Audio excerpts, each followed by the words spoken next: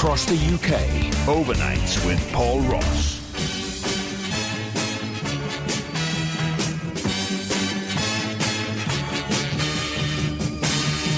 And here's, my friends, a very exciting time indeed to be a fan of Turkish football in general, and certainly one side in particular.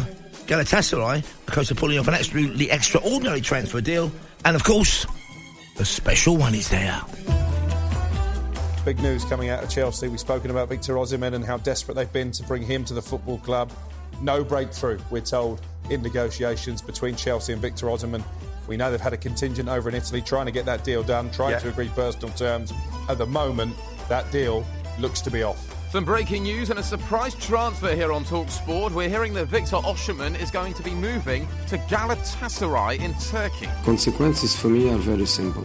We lose economically because Champions League obviously is an important boost, and we lose the chance to play against the biggest teams in the world.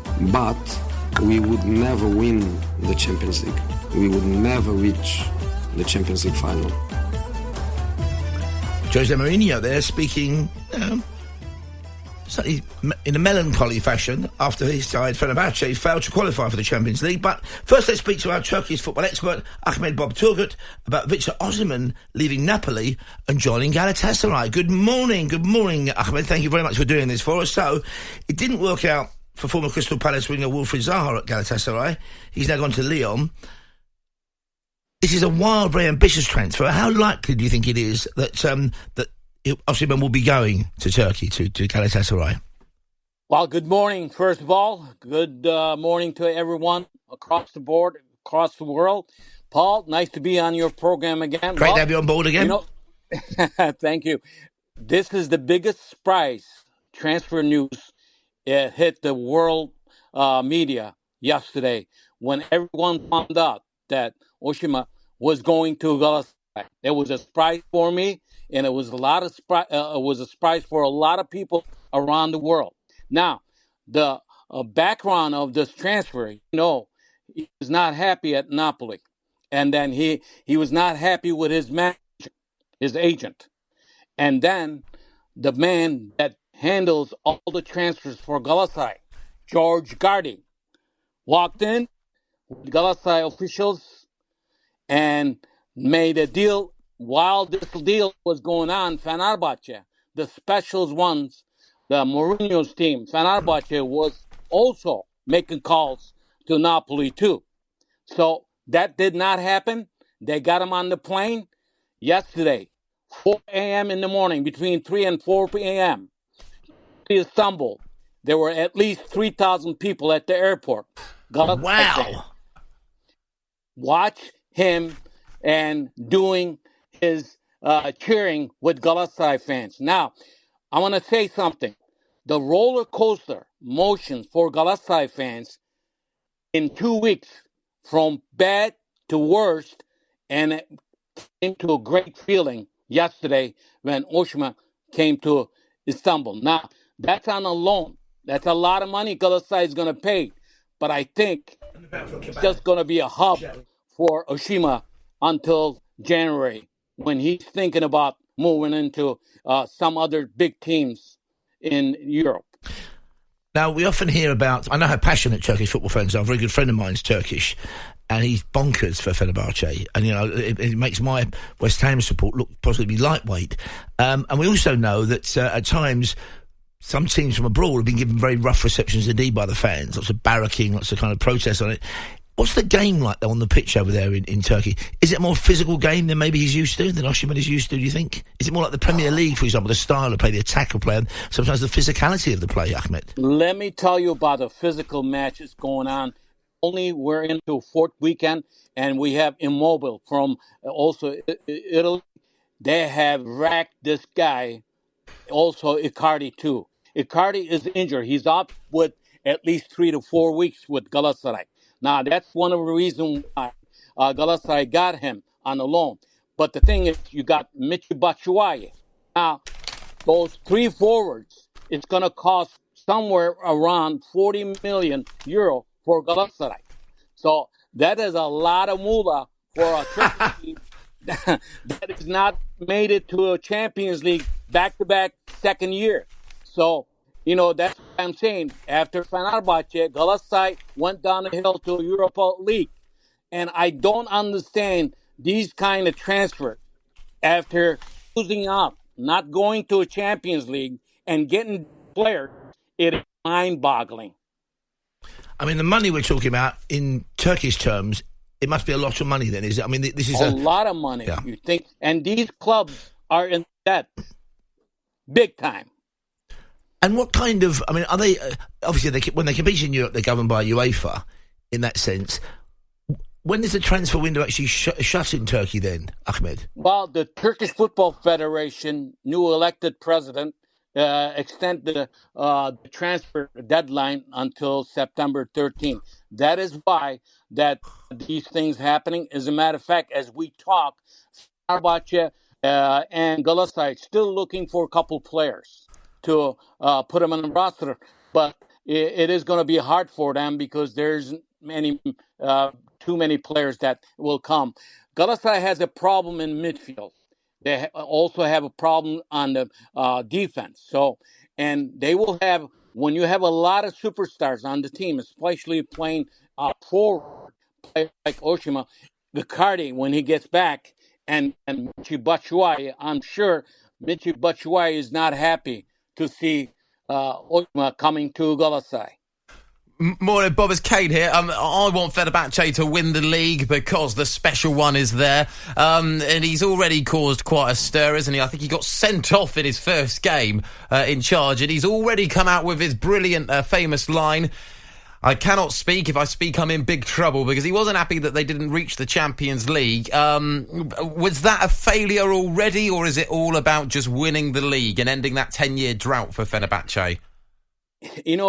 Kane, it is huge competition between these three big Istanbul clubs, between Beşiktaş, Galatasaray, and Fenerbahce. This year, the special one coming to the Turkish Super League, that was the huge, big news around the world. Now, after he coming, I think special one, Mourinho tried to get Osimhen to Fenerbahce. It did not happen.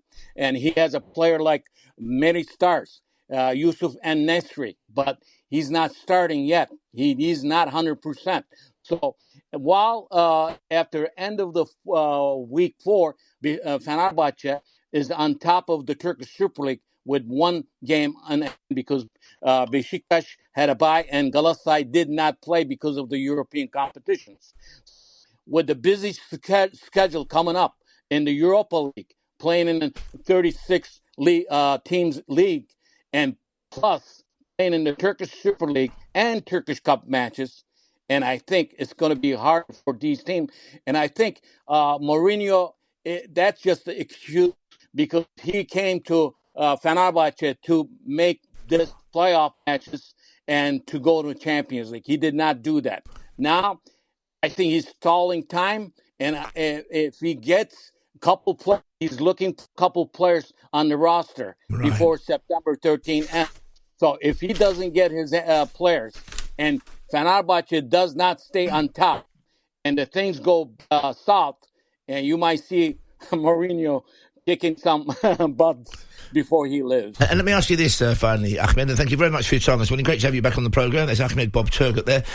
Great to be here. Who owns these clubs? Is there controversy about money coming in from elsewhere in the way that we have in England? We have teams from the Middle East buying clubs, teams from Saudi, Qatar, that kind of thing, and investment even from the Americas, from almost massive corporations. Is there a similar interest from outside Turkey in Turkish clubs? No. See, the things I've been saying this past 20 years, they have to change the rule of the having presence on the club. Clubs are, the presidents are elected every 2 years, right? And they're also big rich businessmen. But the thing is, the concept in Western states, Western countries, are different. For example, in England, you have people buy the club, the football club, to make money. Here, you have rich people coming to be a president and be official of this team and to make a name for themselves. For example, Ali Koç is one of the richest people in the Turkey, and as a matter of fact, top 100.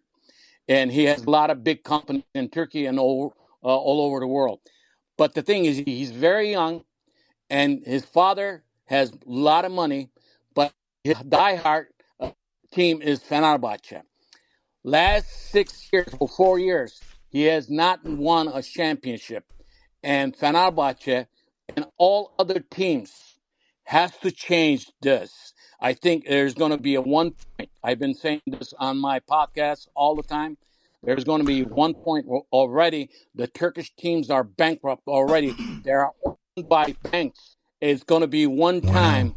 There's going to be all these teams are going to be selling, but nobody is going to buy them. And let me ask you this finally, Ahmed.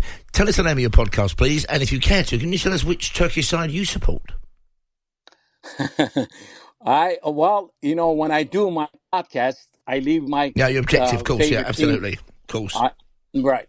But because my dad was a Beşiktaş fan, so from my dad, late dad, I am a Beşiktaş fan. But when I write about Turkish football, I am realistic. Yep. I will, and I think that's how the journals should look at everything. And we'll reinforce that to Kane Reeves, my producer, because he's always banging on how great Southampton are and how terrible Portsmouth are, and it's just jealous. It's unprofessional, I would say. I'm joking, Ahmed. And what's the name of your podcast as well, Ahmed? People can listen to it.